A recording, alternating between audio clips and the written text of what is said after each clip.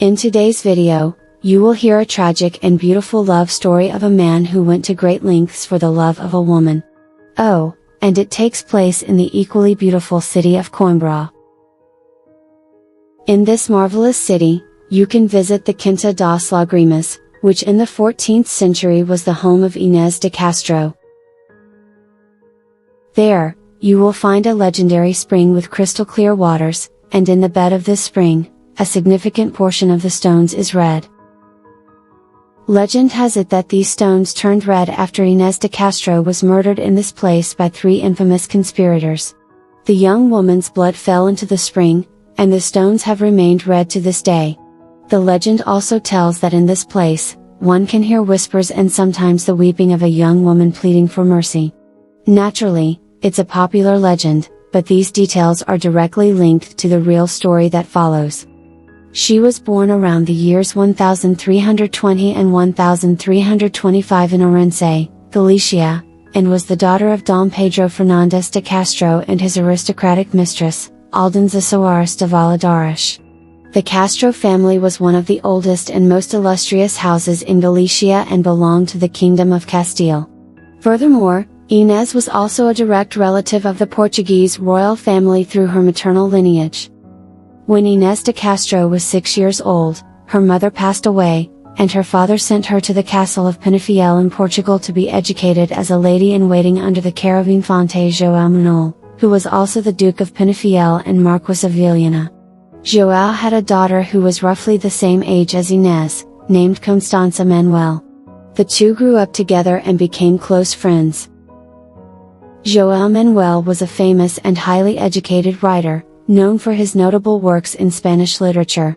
He was an ambitious man and began negotiating his daughter Constancia's marriage from an early age, seeking the best match possible. He succeeded in arranging her marriage to the heir of the Portuguese royal house, Prince Pedro, who was the son of Afonso IV, also known as the Brave, known for his many conflicts and wars with the Castilian royal house.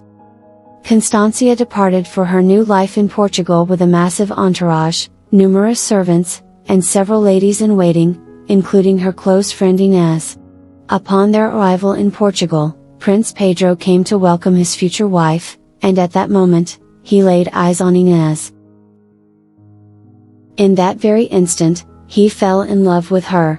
Everyone noticed that Pedro couldn't take his eyes off Inês, and his affection was reciprocated. Inês also passionately fell for him, and they soon became lovers. However, Pedro kept his word and married Constança Manuel on August 24, 1339, at the Lisbon Cathedral. This marriage was of utmost importance to forge ties and pacify conflicts between the two kingdoms of Portugal and Castile. But the romance between Pedro and Inês, far from ending, only grew stronger, much to the dismay of poor Constança, who felt humiliated. It was no secret to anyone at the Portuguese court that her husband and her best friend were having an affair. On the other hand, Inês had to endure the scorn and contempt of everyone for maintaining a relationship with a prince who was married to her lady and intimate friend. Constança felt humiliated and rejected. When their first child was born, she chose Inês to be the baby's godmother. This way, the relationship between Inês and Pedro would have been considered incestuous by the canon law of the time. However, the death of the infant Louise, just 8 days after birth, relieved Inês of this commitment, thwarting Constancia's plans. Seeing all of this, King Afonso IV, who already knew his son and realized that this was not a passing love, understood that Pedro was truly in love with Inês. Fearing potential conflicts with the Kingdom of Castile, he ordered Inês to be immediately interred, sending her to the castle of Albuquerque in Extremadura, northern Spain. However, it was in vain. Pedro, deeply in love, couldn't forget his beloved and visited her frequently, not to mention the countless love letters exchanged between them. Their love only grew stronger. Pedro and Constancia had a second daughter named Maria, and finally, they had a son named Fernando. A few weeks after Fernando's birth, Constancia died on November 13, 1345. After his wife's death, Pedro felt free and immediately sent for Inês, defying his father's orders, and moved with her to the city of Coimbra, to the monastery of Santa Clara. There, the couple had 4 children and passionately lived their love. In 1351, Pedro requested a dispensation from the Pope to officially marry Inês, as they were cousins, and this degree of kinship prevented marriage according to the canon law of the time. However, this request was denied, and that's when the conspiracies began. Pedro started to establish close relationships with Inés's family, granting them high-ranking positions, and they became his most trusted advisors. Fearing the influence of the Castro family over his son, King Afonso IV swiftly began preparing another marriage for Pedro with some other princess. Pedro consistently refused these proposals, declaring that Inês was his one and only true love. Faced with this, the king was resolute, and along with his advisors, they decided that Inês would never be eligible to become the Queen of Portugal. King Afonso IV heeded the counsel of his advisors, who warned of a significant danger to the throne and the future of the country if Inês de Castro were to become queen. Moreover, there were rumors that the Castro family was planning to eliminate and even assassinate Fernando, Pedro's son, with Constancia, who was the rightful heir to the throne at that time. This was allegedly intended to pave the way for Inés's children to become the first in the line of succession. Afonso IV was fed with these stories and speculations, and after several failed attempts to separate the couple, he finally ordered Inés's death on January 7, 1355. King Afonso IV succumbed to the pressure from his advisors and headed to Coimbra to carry out the sentence. He took advantage of Pedro's absence, who was on a hunting trip. Inês, who was already aware of the king's intentions, appeared before him with her children, hoping that the king, upon seeing his grandchildren, would abandon the assassination plans. At this point in the story, there are 2 versions. Some historians claim that the king, upon seeing Inês with the children, was moved and abandoned his plans.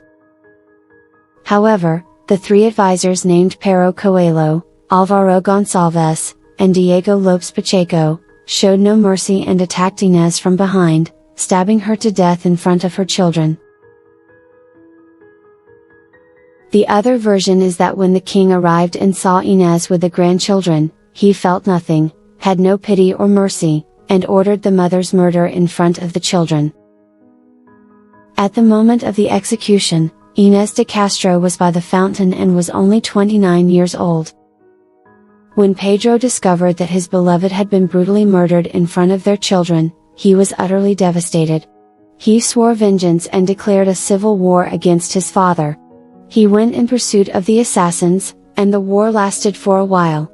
It was only with the intervention of Queen Beatriz of Castile, mother and wife of the opposing parties, that they managed to reach an agreement and seal peace. However, 2 years later, King Afonso died, and Pedro ascended to the throne in 1357. One of his first acts as king was to declare that he and Inês had actually married in secret several years earlier. Because of this, although she was deceased, she became the legitimate queen and assumed their children as heirs. Subsequently, Pedro sought out Inés's assassins but only managed to capture 2, as one had escaped in time. Consumed by hatred, he arranged a banquet and brought a special guest, an executioner. Pedro had the prisoners brought in and tied to posts.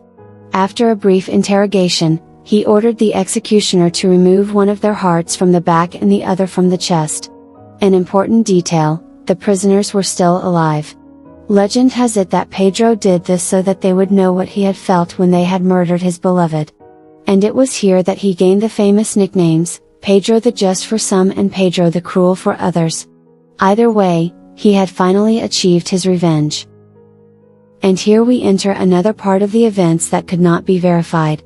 It is not known if it is legend or if it actually happened, but it is said that after Pedro declared Inês his legitimate wife and, therefore, the Queen of Portugal, he ordered the exhumation of her body. He prepared a coronation ceremony, demanded the presence of the entire court, and furthermore, forced all those present to swear loyalty to the new queen and kiss her hand as a sign of reverence, as was customary. After the coronation, Pedro ordered the transfer of his beloved's remains to a tomb he had constructed in Alcobaça. The funeral procession was immense, with thousands of people, all carrying lit candles as they accompanied the deceased queen to her final resting place in the monastery of Alcobaça. In this place lies the greatest exponent of funerary art in the history of Portugal. Pedro commissioned the construction of 2 marble tombs decorated with scenes from their lives and promised Inês that they would be together until the end of the world. The romance between Pedro and Inês remains to this day the most famous and tragic love story in Portuguese history. This story has been told and retold in various works, plays, and books by great writers and poets, including Camões in the 3rd canto of the Lusíadas. The tombs were placed facing each other so that when the day of resurrection arrived, and everyone rose, the first thing he could see would be his great love, his beloved and adored Inês de Castro.